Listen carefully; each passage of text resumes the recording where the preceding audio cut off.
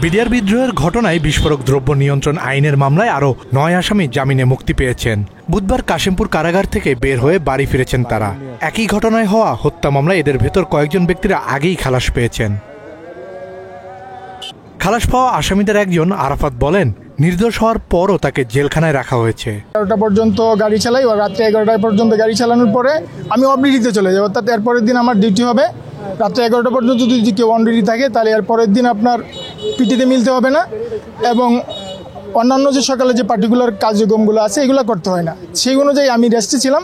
পরবর্তীতে আমি ঘটনা এইরকম এই বিদ্রোহী আমি শব্দ এটা শুনতে পাই, বাট এই ঘটনা সম্পর্কে আমার বিন্দুমাত্র কোনো ধারণা নাই এবং আমি বলতেও পারি না।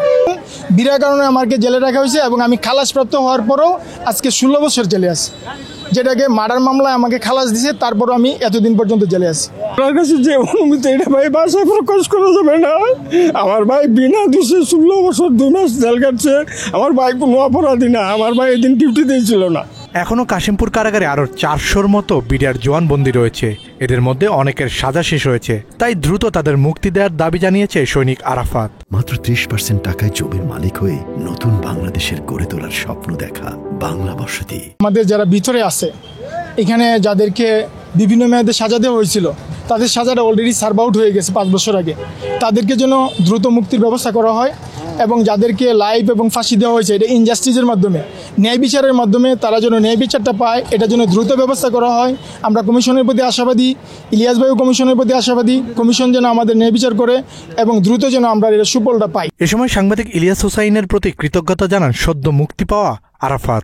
বাংলাদেশের জাগ্রত মানুষের বিবেক, বাংলাদেশের শত কোটি মানুষের প্রাণের স্পন্দন, বিডিআর পরিবারের শ্রদ্ধার পাত্র।